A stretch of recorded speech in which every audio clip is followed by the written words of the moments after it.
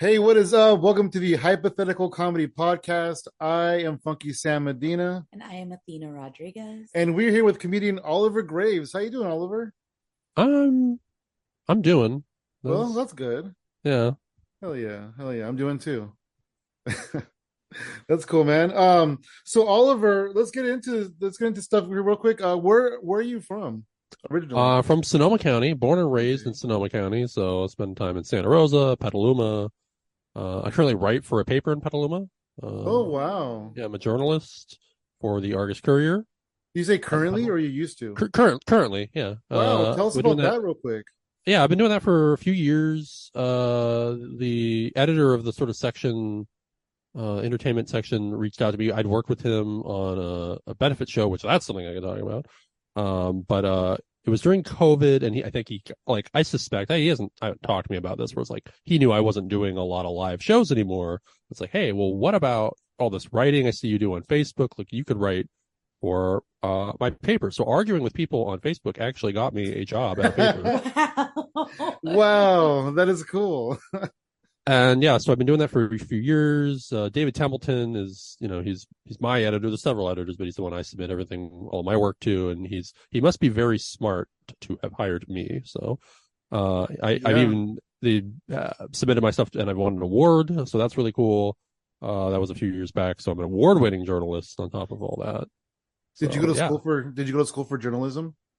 no, no, Okay. and it's funny. I remember telling David, I was like, I tried to get into the journalism class in high school, and I got rejected. Oh, Wow. wow. And now I'm an award-winning journalist because Hell yeah. It's like I couldn't write for the school paper. I'm like, well, at least I can write for the city paper. It's a good consolation. Just a little more people read it. That's Yeah, yeah. It's like I'm just failing up. but how did your I guess journalism background start then? I mean, I don't really have to do like news stories per se. Like every time and then I try to, and the day was like, all right, well, let's approach it this way. Like, here's some questions I'm going to need if we're going to have it be a real thing. Mostly, I'm like a columnist, but I Okay. mean, I won a journalism award. Like, it's literally the California Journalism Awards. So I was like, hey, I get to say that. That is so Um, cool. but it's they're like opinion pieces, but I've written Yeah. like parody pieces. I Wow. just wrote a piece on aliens, and I talk about how I'm like, well, I'm just going to claim that they're real, and if the aliens want to correct me, like, you have to go through me because I'm the one that has the contact with, and just I could say anything I want because it's comedy, it's parody, and they don't have to really worry about fact checking and being sued unless I do want to write an article on something that is real, and then that's when, yeah, we have the back and forth, like, oh, hold on, we got to make sure. I love that. I love that. Oh, You just that's kind so of you just cool. kind of just learned as you went. That's pretty awesome. Yeah, it's like all through like email and everything, but mostly it's been like, just take an idea you had and go a lot longer with it. It's so much different than comedy because I'm used to doing one-liners, and I don't do storytelling, but also I don't really have to go anywhere in these articles. I don't have to get to a punchline. I can just talk about whatever I want to talk about, and then it ends. Nice. Hell yeah. That's cool. Where does your comedy fandom begin? Like how did you discover stand-up comedy? I guess way, way back, probably just Comedy Central, like when I was like 12, 13. They had stuff on. I know Gallagher was one of the very first like comedy specials I ever watched. And he's family friendly and all that. So it's like it wasn't a thing where it's like I'm watching stuff that I'm not supposed to. Like, a lot of Yeah. people I talked to are like, oh, it was so raunchy and all this and all these other hooks. Yeah. No, I'm like, we've trust me, we've had people that are like, oh yeah, my parents told me not to watch it and I watch it anyway. And oh yeah. I think my parents might have said not to watch it because they didn't think Gallagher was that funny. Maybe someone no. Well, No, no, watch I him don't think use they a said. I don't hat. think they said that. We no, they didn't say that. I No, just yeah. that I was an used that was to an easy that was an easy shot at Gallagher. He can't shoot back. he was my first comedian that I watched too as a kid, smashing watermelons and stuff. And that's wild, and it's like the wordplay and stuff that he does. Yeah. It's like that. It's like, whoa, it was accessible humor for, I think, yeah, 12 at the time, and then you just have to watch others like David Tell. David Tell was wild and great, for a 12-year-old. Just getting into anything else like late night stuff, you'd see a comedian on, Letterman, Leno.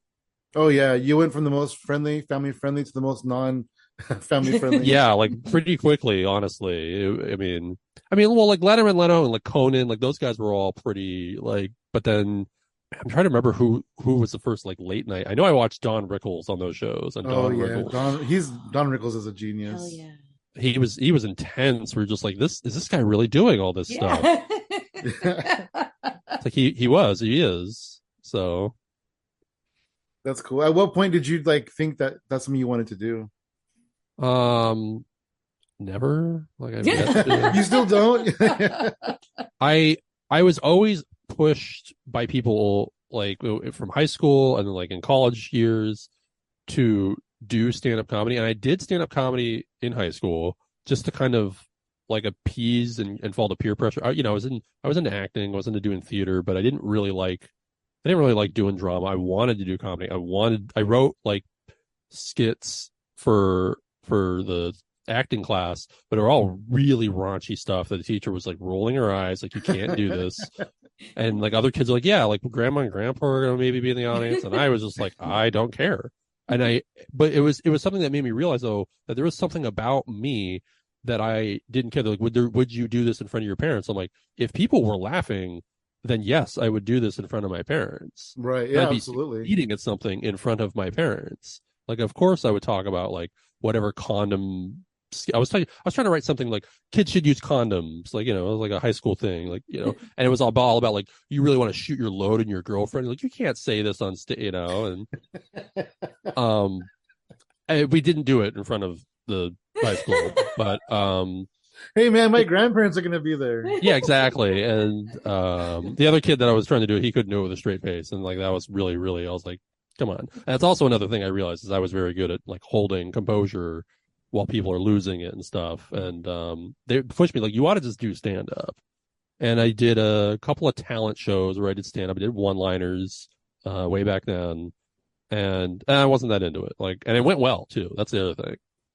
And then again, like later in college, people were like pushing me. When I got to be like over 21, I was like, all right, I guess maybe I'll try to do this more and more.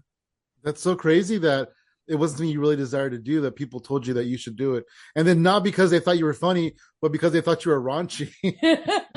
Well, people thought I was funny. Like friends Yeah. thought it, and like other like kids in the like acting class thought it. But it was it's like, this is an avenue where you can write whatever you want and do whatever you want. Right. Like you're That's funny, but like it's a little bit too intense for the stage. right. So that's where it was for like high school was pushing that, and then outside of that, it was still people were like, you should do this because if you want to do these, and you can't, if you feel you can't rely on another actor to do these pieces the way you want done, just do it by yourself, which is stand-up comedy. Yeah. Yeah. No, that's true. And then you really don't have anybody telling you what you can or can't say. So Right, yeah. which is a whole dangerous thing. Yeah, it's a blessing and a curse. No, that's true. That's true. So Oliver, you have a little bit of a different look. Did you discover that look right away in comedy? Was that something you kind of did before you did comedy? Like, how did you come up with this look that you have?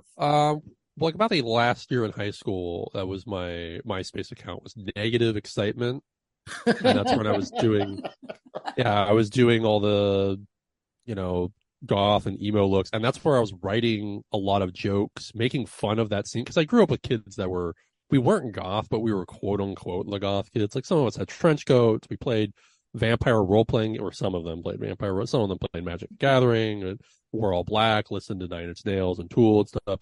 We were associated with goths, even though none of us were like traditional goths. But I love to sort of like poke fun and make fun of it, and I went harder and harder on it, and that wasn't really stand up. That was just like a social media thing because no one remembers MySpace. And eventually, when I started doing stand up more and more, I was like, this is what I'm going to do. Is I want to do this on stage because this is what's funny to me. This is what I love, and I love makeup. I love costumes. I love outfits, and I want to be able to do that. It's like going from theater to stand up, like it feels like a waste of energy to get in front of an audience and not do more, to wear blue jeans and a hoodie. I'm like, but then that's what they see. Like the first thing they see is the first impression. It's giving them an idea what kind of comedian you're going to be. Blue jeans and a hoodie doesn't tell them anything. No. And then the next guy before you is probably wearing the same thing. Yeah. So that that sort of icebreaker, I'm like, that's a waste. So I'm like, I have to use that because that's what I am shy. I am a wallflower. I'm gonna be quiet because I'm not an energetic in your face comedian. I want to look like that. Like I want to look like I'm a vegan and have no energy. So I was like, I'm bringing that on stage. And of course I couldn't go by negative excitement, and I'm not going to necessarily say that Oliver Graves isn't my real name, but maybe it's not. I like what was it?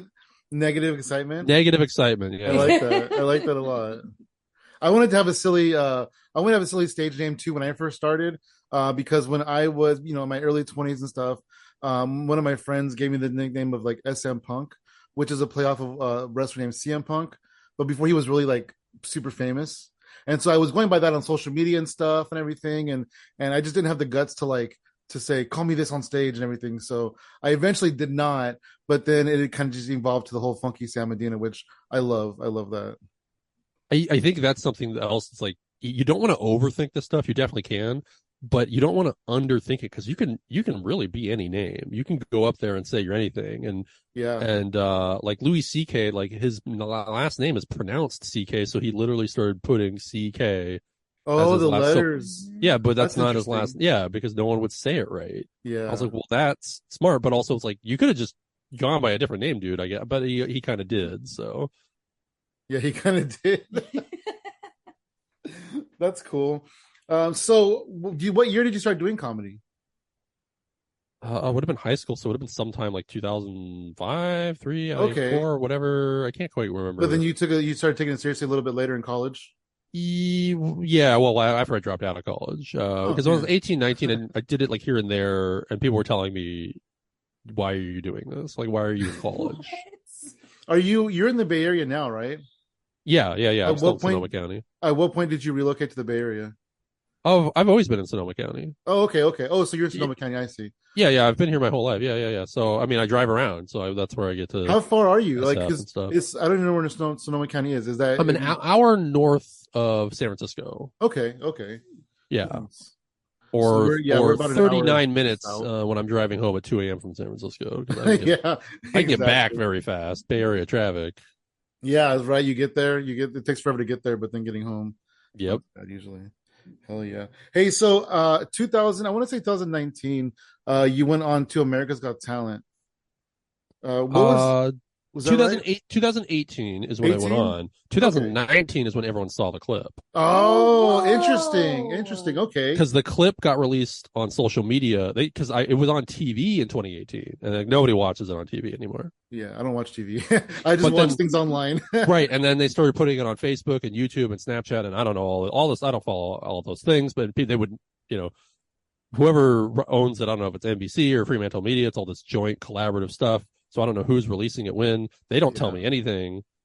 And then people would tell me like 3 days later after it would be posted on, I don't know what, TikTok or something, hey, you're blowing up on this thing. I'm like, oh, I had no idea. Oh, wow. That's interesting. That's crazy. So what was it like for you? I mean, we'll talk about the AGT stuff, but what was it like for you to kind of like be this viral sensation that you just kind of came out of nowhere? I was blown away. I was just because it was dead and gone. Like the TV thing, I knew I'd film my episodes. I knew I wasn't moving forward, and I was like, well, that's it. Like if they air it, that's cool. And they aired it, and it was really cool. But then it kind of just went away.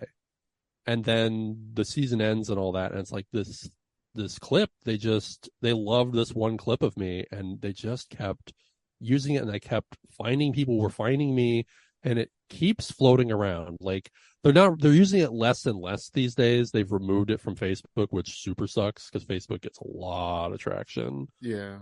But they still use it in like compilation videos. They have like these hour-long, watch these stand-up comedians and 5 like quirky comedians, and like I'll be in that. And wow. That's so rad. That is really cool. And I don't know that because I'm not sitting there watching these videos. So people have to like eventually go, hey, I found you on this, or I saw you in this. And I found out about stuff months later where it's like, you're part of this. And sometimes they don't even like, they'll do really, really short stuff and they won't tag me. They won't even say my name. I'm like, oh, that hurts. Like when they put me on TikTok or Snapchat or something, they just say goth comedian. It's like, that's not, I don't even identify as goth. Like I've taken that, but like, like that doesn't help people find Oliver Graves with their like you have to hope they go to the comments or they look me up. Most part, if you look up golf comedian, I do come up, but it's this up and down weird because it's out of my hands, it's out of my control. But for the most part, it's a good thing. But there are those down like cons to it of like, man, if only this, if only that. Oh yeah, absolutely. What was the experience like for you?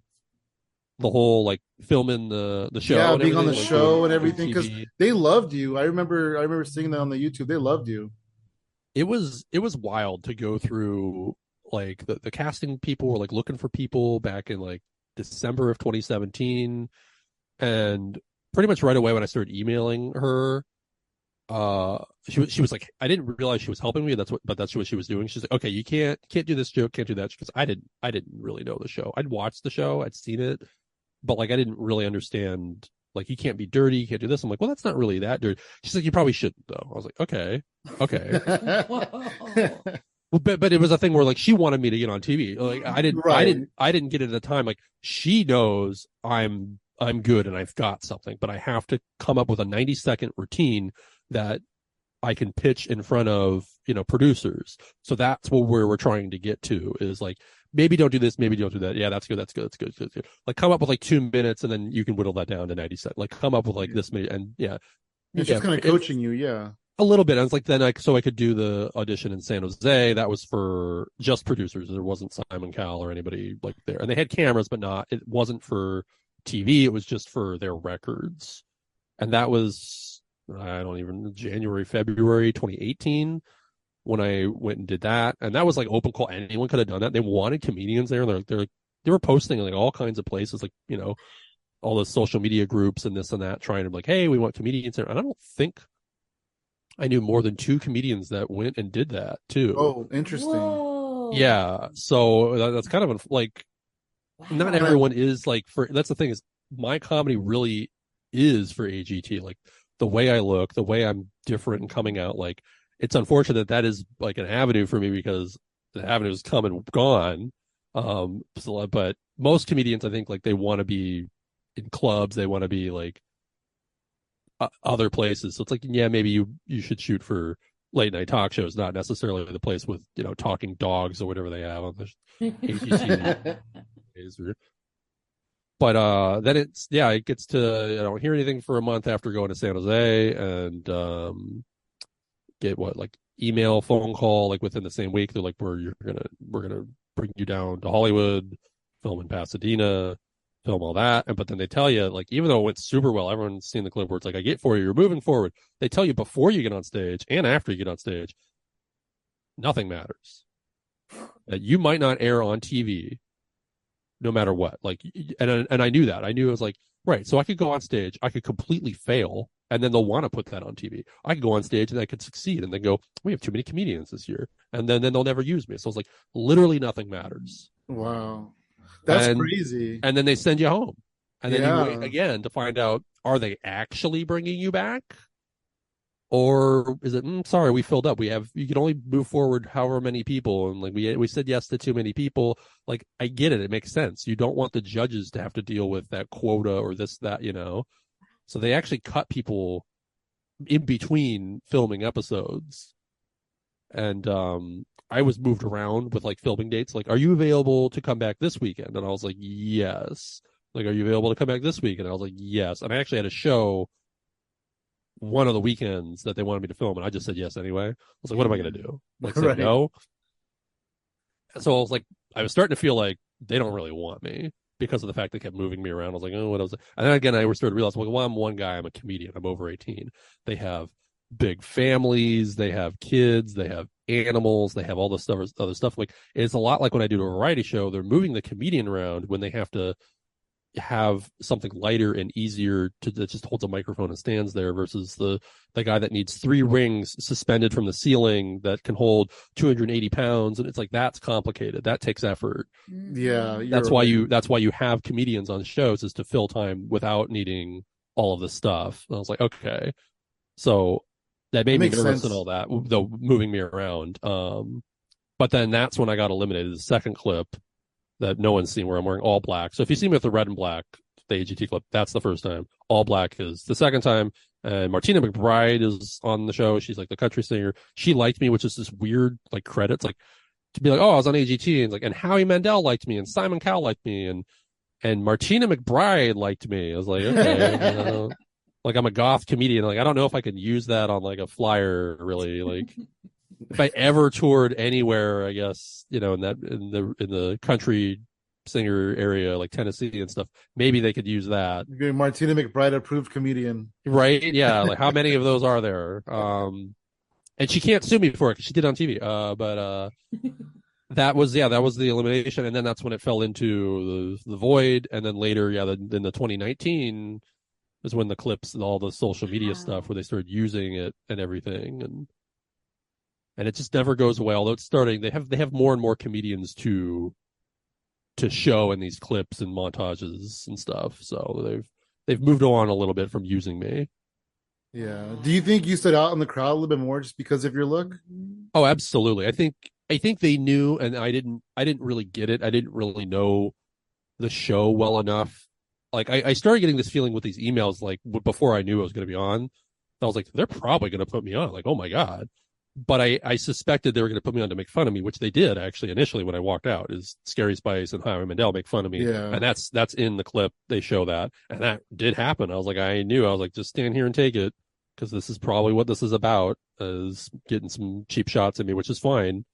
I know I'm a target. I'm okay with that and aware of that. But like the show is their demographic, their biggest demographic is people, like kids. People like age 7 to 17, and then people like that are retired, like in their 60s, 70s, and 80s. So it doesn't really hit the people that I normally perform for.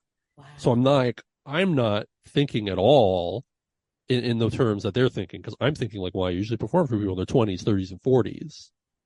Like, what is this? And they're, like thinking kids are going to love this, and adults or older adults are going to love this, and the look, like, yeah, wear the red and black, like do that look. I was like, okay, I don't normally wear this, now I have to wear it all the time. But they know how to make these shows, and I don't. So it's like I just had to kind of like listen to them. Yeah, kind of do what they needed you to do. Yeah, like you got to jump through their hoops, and to a degree, I would put my foot down on things. Like I don't think that's quite my comedy, or that I'm like, no, that's a little off mark. Like they didn't really get what I do, and that's probably ultimately why they kicked me off the show. Is they didn't understand that I am. It's funny you mentioned wrestling. I'm not a wrestling fan, but I'm going to use a wrestling term because it's such a great wrestling term, is I am more of a heel than a face. Oh, interesting. Interesting. Because they fell in love with you. Like when you first came out, they're a little bit taken back by you. Like, what is this? What's going to happen here? But once you said what you had to say, they absolutely fell in love with you.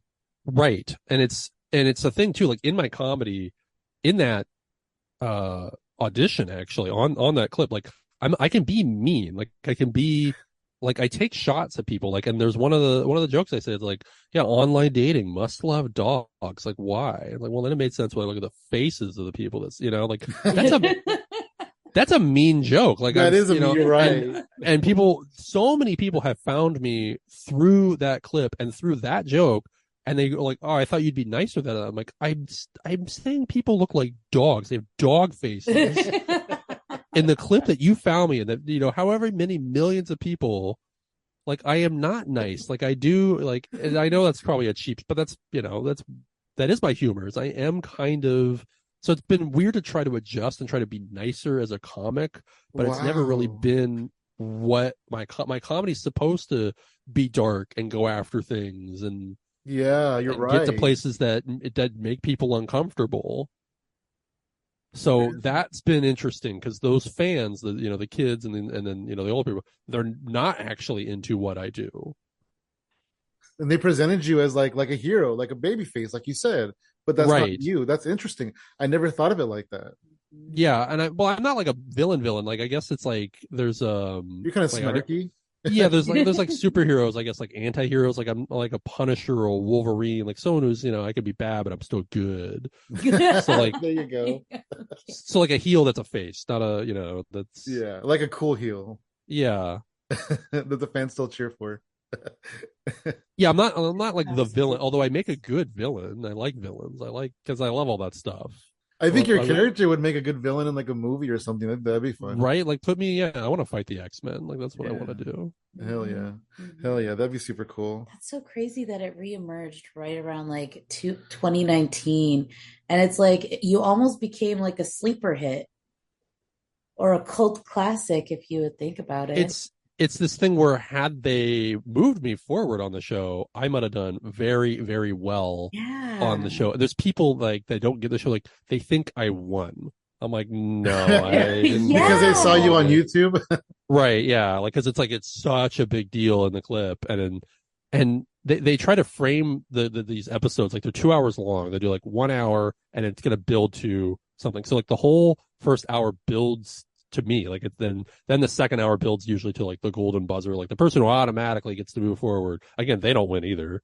But like I was going and getting more attention than all these golden buzzers, like these big picks, and I'm just like, it felt like this weird thing though. I'm like, I don't move forward.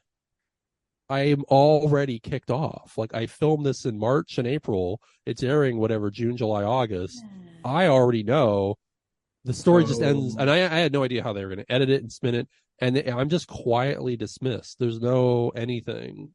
That is There's so no like funny. they don't even do like an exit interview with which they did. They did all this stuff, but they don't show it. It's just goodbye, me and Bone Hampton up there with he's from the I'm gonna say the Midwest, but I'm probably not. But he's not from California. He's a comic that they also flew out there. They had us both stand on stage at the same time. They both of us like sorry neither, and we walked off, and that was it. And I didn't even really get to say goodbye to Bone, who I'd been hanging out with like all week because he was the other comic. But we Wow. messaged and everything. We kept in touch.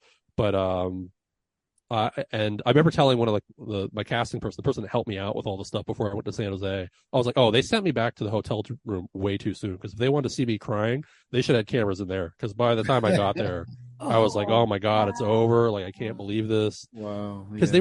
they were throwing back in my face like jokes I was making. I'd be sitting there like doing the interview, like it's like what does it mean for you to be on America's Got Talent? What does it mean? Like how important this is to you? I'm like, I'd be okay with going home. And they threw that back in my face. Well, you said you'd be okay with going home. And I was like, do you not get what I do? Like, like that was, I was trying not to be like, I guess I overthought where it was like, I was trying not to be like, I need this. I don't want to go home. Right. I want like, You're kind of like Yeah. nonchalant about it. Like, yeah, right. I this was is trying to cool. I be can the take it or anti-joke, the anti-humor. I could take it or leave it.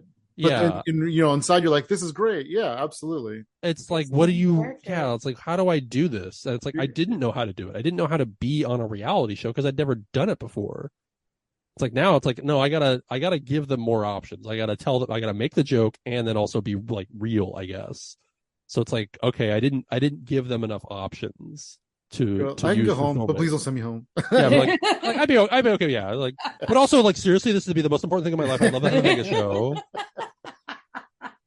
Just don't put that last part in Do I there. have to suck right now?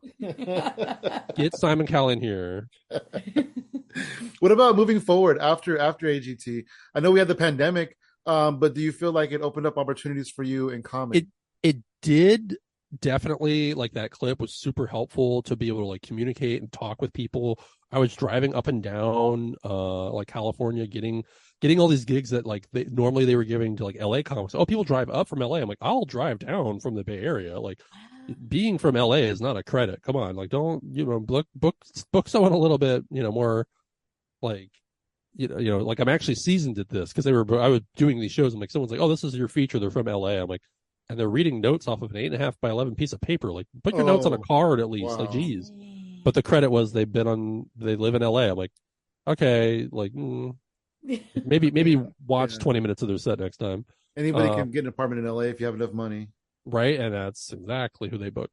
So I was like, of course they're willing to drive 3 hours for this. But Right? They don't have any gigs in LA. yeah, but it's like I was headlining these shows, so that was really like I was actually getting like not like money, but it's like it was more than when you're doing not to bash any show. Like I love doing Bay Area shows, love doing local shows, but it's like you do stuff and it's like you're getting 7 minutes and a drink ticket. It's like okay, maybe you get bridge money, maybe you get gas money, but being able to get stuff more, but it's like I need those shows that are smaller to be able to keep working on jokes and doing things. So it's like that's when you realize like what becoming a comedian is, what all this work is for, how you get to put all these pieces in place. Because I'd never done like 45 minutes on stage until after being on AGT. I think the most that anyone had ever given me was like 20 to 25, and I knew I could do longer. I knew I could get and figure these headlining sets. Like you're not really a headliner if you're doing 30s, like still like almost like featuring length, but like it's very nice when people call you a headliner and all. Like that's very it's nice promotion. It's nice camaraderie to be like, hey, they're going last, but we don't want to just say they're the last comedian. Yeah, no, that makes sense. That's cool. So were you officially like headlining shows after that? Like did you start headlining after? Here and there I've gotten some club work like out of state here and there, and like headlined. I mean, I've featured like officially for more people here and there. I've done more hosting variety shows, hosting different stuff, which is so different for my stuff. Like I had to pivot and learn to be sassier rather than shy on stage as a host. Okay, yeah, that makes sense. So because I mean I don't want to talk like people who are listening are completely familiar with my style of comedy, but like I am very dry. I'm very, very quiet. I use pauses on purpose. It's like I'll let the whole crowd go silent again to then start into different types of jokes. Like let them know like that's over. I'm not doing any more tags or anything. Just let it settle. And I'm okay with that. But as a host, no, I can't do that. Like that's right. You're doing a disservice to whoever's like I'm very good at following people who are high energy and letting it reset and like trying to own it. But like that is up to that comic to decide if they want to reset and decide how they want to pull the energy. As a host, it's like you have to always be engaging and try to get them above wherever they were, because it's repetition for an audience. Like, no, we're still here. We're still doing this. Yeah. It's like you're almost resetting between every comic. Right. And it's been different because it's like, it's not always comedy shows that I'm doing. Oh, okay. What else are you hosting for? I think maybe you've done it, Athena, but I've done Hubba Hubba.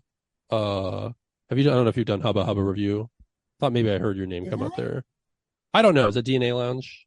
Oh yeah, yes. Okay, you have done that. Yeah. So I've hosted that a couple times before. Okay, that's nice. Burlesque. Like I loved it. Yeah, that was a super fun show. Oh my gosh, it was the best. And that's different. Like that's realizing. I remember I was doing it one time, and the stage kitten's like, "Oh, you can do more time because like there's still dollars. Like, do tell more." I was like, "Oh, do more jokes in between." Like that's so.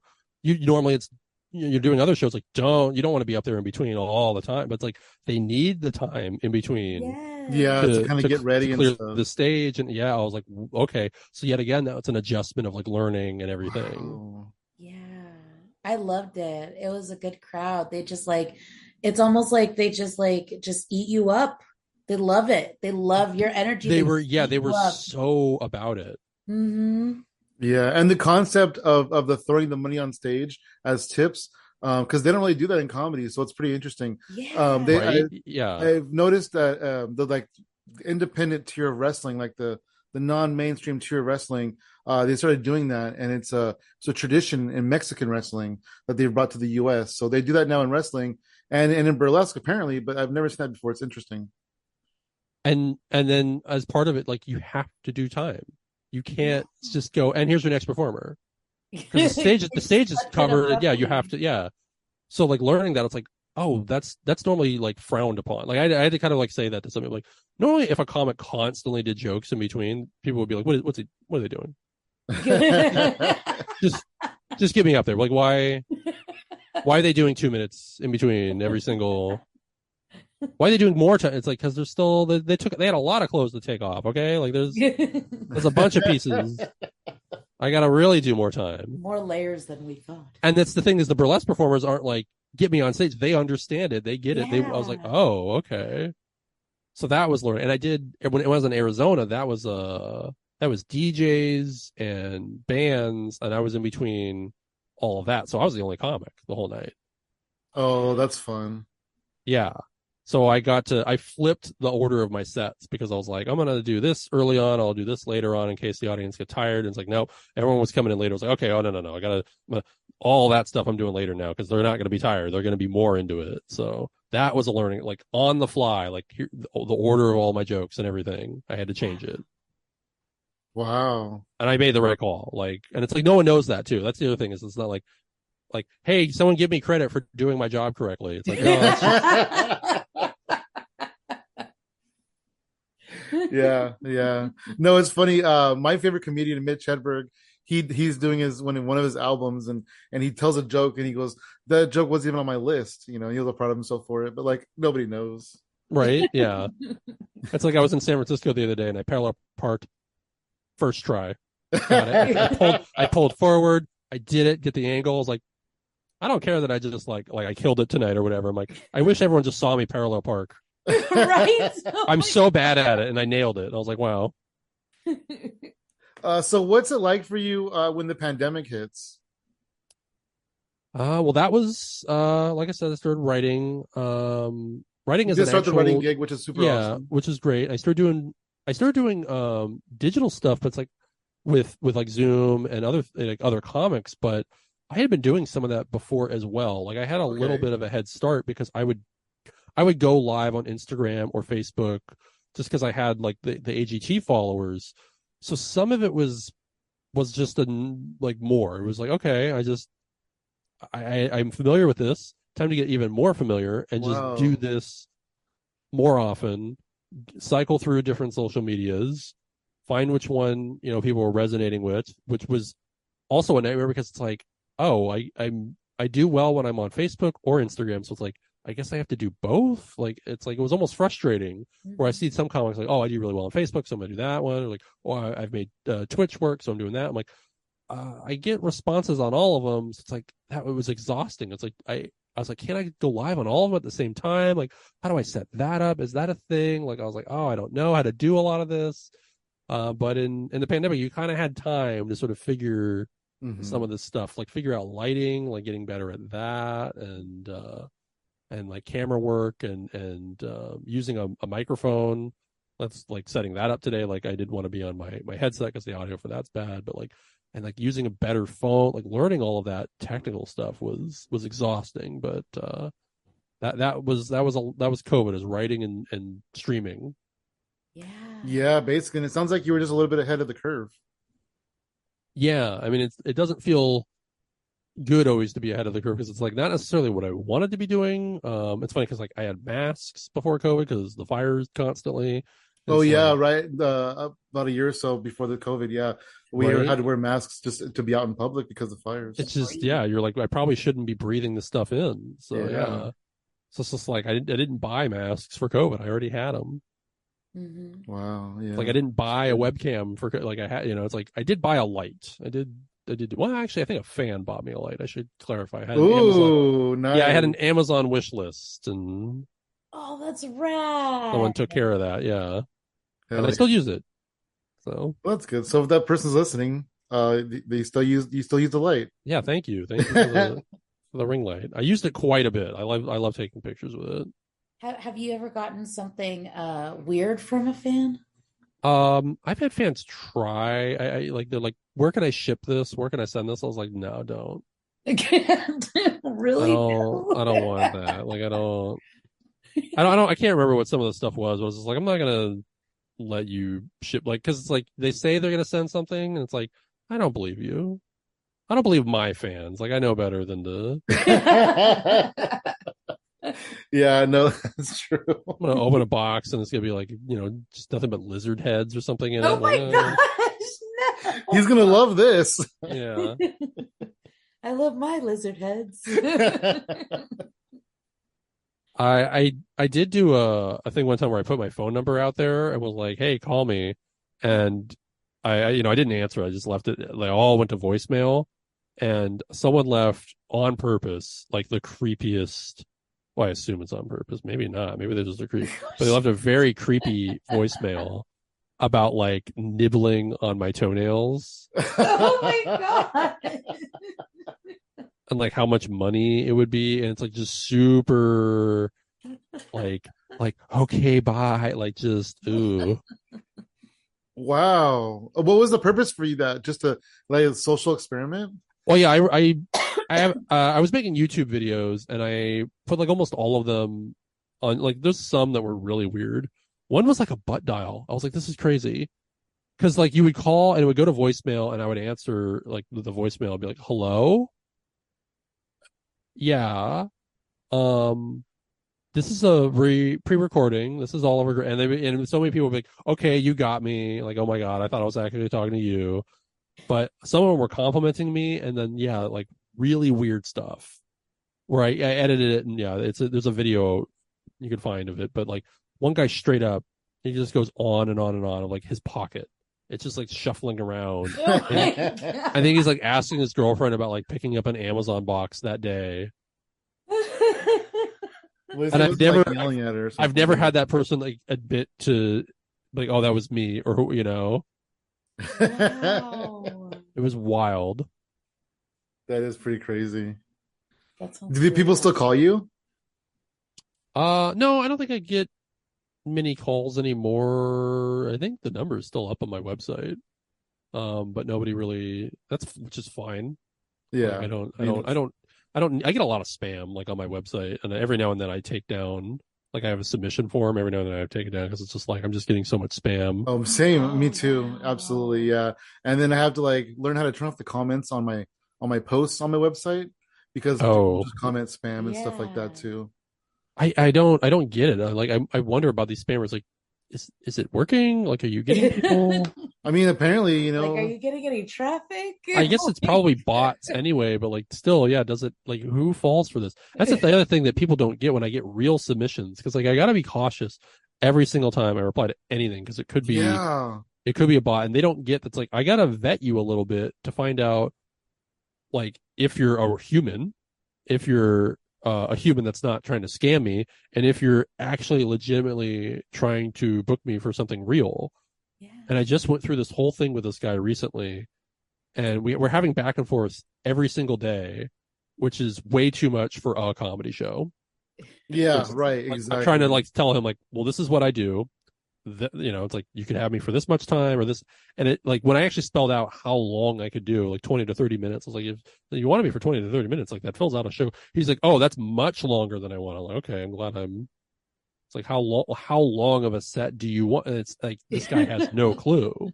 He had no clue to say to me like 7 minutes or like I'm like you're the one that's asking me, dude. Like do you And I look at his website and I'll send it to you. And I'm not gonna put it out there on here, but it's like just plain text and it has what looks like our links where it has like contact about, but they're not links. It's just text. I was like, Wow. is this guy trying to scam me? Like what's going on here? And it's like it's just obvious to me that like this guy's never put on a comedy show though. It's like eventually he emailed me and said like we're not gonna have you on the show. I was like, okay, good luck. Thanks He's like, for you're asking too many questions. You know too much about comedy. yeah, apparently, yeah. I mean, he got to payment, and one person would ask me like, did he want your bank account number? I was like, no, but he did offer multiple forms of payment, but none of the ones that I had. And I was like, it got a Whoa. little weird. I was like, I Yeah. guess I could do Cash App, but I was like, okay. He's like, we don't do this. I was like, I can't do this. I was like, okay. Yeah, Wow. that sounds And They're out there, crazy. man. They're I trying to didn't, get all yeah, of I didn't us. give them to him either, which is Yeah, like, good. the show's not for a while. Like, I'm not going to give you any of my information, but I mean, I looked him up and like, he's got a name. He's published some books. It's like, he's not nobody, but he also clearly has never put on a live show. Well, I had a guy who he hit me up on I think Instagram, and he was like, "Oh, hey, we're coming into town with this show, with this person, this show on this date, and blah blah blah, and I want to have you open up for her and this and that, and give me a call." He messaged me and said, "Give me a call. Here's my phone number," and I thought, okay, that's weird because people don't usually say, "Give me a call," and so I talked to an old, somebody who's been doing comedy a long time and kind of knows a few things. I showed it to him and I said, "Hey, what do you think of this?" And he goes, well, my first thought is if I'm a big name and I'm coming into a random ass town, and my promoter is booking some random comic off Instagram, I'll be pretty upset about it. That's a good point. Yeah. And it turned out it was a scam. I didn't give any information, but it turned out I believe it was a scam because I ended up messaging going, "Hey, what do you need from me?" He's like, "I need your full name and if you address or whatever, things like that." Right. And I'm just Yeah. like, Yeah. okay, and I just blocked them at that point. There's one that'll go around. I don't know if I want to say the name just because I don't like promoting it, but I also probably should to let people know it's a scam. I don't know if you've heard of him, Tony Terry. No. Oh, he hits up everybody, and like that is like there's scammy stuff going on with them when they want like access to your Instagram account. Oh, like wow. we're gonna do this live thing. It's gonna pay $300, and like immediately I'm like no, and I'm like, and I'm I get bored. I'll email back and forth like, tell me more about this $300 interview you're gonna pay me for. Like just no one opens with that. No one opens with it. You're gonna do a live stream thing and pay you this much money. It's like not happening.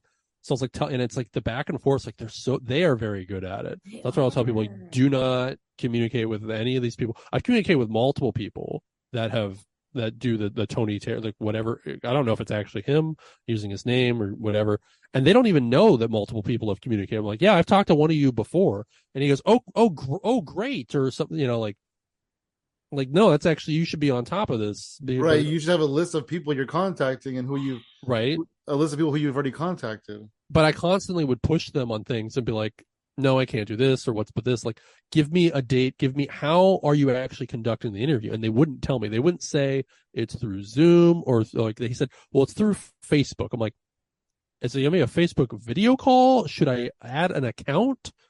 And they wouldn't tell me. And it was the thing when I looked it up and found out other people that went through. It's like, no, they want access to your account. Like they're gonna want your login info. I was like, oh, that's so obviously a scam. But he wouldn't ask me that part.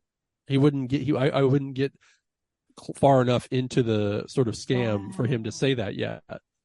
As I would sort of dodge it. One time they emailed me and I said I was one of Oliver. Like I'm Oliver's manager, and Oliver's been having diarrhea lately. I don't know if Oliver can be on the webcam, for the schedule. I'm like, oh, and I wanted to see if a human would respond, like how they break the script. And he actually said, like, oh, we're sorry about Oliver's health issues. I was like, oh wow. So when like a human read this and I was like, they are too good at this. Like that's why they must be succeeding somehow in getting whatever they want out of these things. So like that's not a bot. Like that's someone who knows is reading it and speaks the language too. It's not Wow. For every person like you that turns them down, they probably get a few yeses here and there. You know how many comedians I see on Instagram that are hacked almost every day? Right? For real. Everybody, all the comedians on Instagram are getting hacked all the time. Got to get that was it 2-factor authentication. Yeah. So do it. Yeah, because I'm constantly like, hey, I'm an ambassador for this. Click on this link and vote for me. I'm getting those all the time. But anyways, enough of the scammer talk. Oliver, let's manifest a few things. What are some things in comedy that you hope to accomplish? In comedy, like, I mean, I don't know if I care about comedy. Like, I don't know. It's like I peaked. I was on AGT. Like, what more? Hey, remember the time you said you didn't care about comedy? You can go home now. No, I'm just kidding. Right? Yeah, I know. You're like, stop doing the thing. This podcast is over. We're done. I don't know what goals to have is kind of what I'm trying to say really ultimately. Because it's like I never had a goal and like dream of being on AGT. Like that's so many people's like dream. Like they watch that show and it's like it kind of happened. It kind of happened almost as like revenge because like the people at the Gong Show wanted me, and I'd never thought about being on a show like the Gong Show. And then after they asked me, I was like, I should be on a show like that. Like I ought to be on a go. And then I was like, well, and then when AGT got, I was like, oh, I'm auditioning for this. I want to do this. Like when it came up, and like I am a little reactionary, and maybe I shouldn't be. Maybe I should have actual. Like I always wanted to do the SF International Comedy Competition. That is one thing I had watched as a kid and wanted to do, and I got to do it last year and got dead last. Yeah, I got the lowest scores in the history of the. No, I don't know if that's true. Well, That's you got me higher being me. scores than us because we weren't even in it. So Yeah, I did very, very, very poorly, and I'm not surprised because based on what they judge on, they look for things that I intentionally don't do. Like I got a rejection recently from another competition, and only one of the judges was like, you do things that I would tell comics normally not to do, but your case, you should do them. Keep doing the wrong, basically keep doing the wrong things. Oh. So it's like I don't know what goals to have. I keep looking and think like hosting more has been great. I mean headlining more would be great. Featuring more, like I don't know where I should go in comedy because I am so different and like a little outside. So it's I hope I find. I guess what I want to manifest more than anything is a thing to do. Is a thing to manage. Like what should it be? What should be a step that I should be taking? And like I hope it presents itself because these things often for me do present like the Gong Show presents. Someone emailed me out of the blue. This is this was before age. This is long before they were just like looking up comics on Facebook, and I was friends with like two comics from LA or something. You have an interesting look. You do comedy? I'm like, yeah. You should be on the show. Like, and they started emailing me, and then they didn't have me on it. But I was like, wow, like that's crazy. That I was like, I want something else to just I don't know. I don't know what it is. That's I want to know. I guess is my manifest me something I do want. hell World of yeah, comedy. that's so deep. I love that. And you said that somebody told you that a lot of things in comedy that people do wrong, it looks good on you, like for you to do it more often. And so like it almost like, and you compare yourself to almost to an anti-hero earlier, and so it's you're almost like an anti-comedian.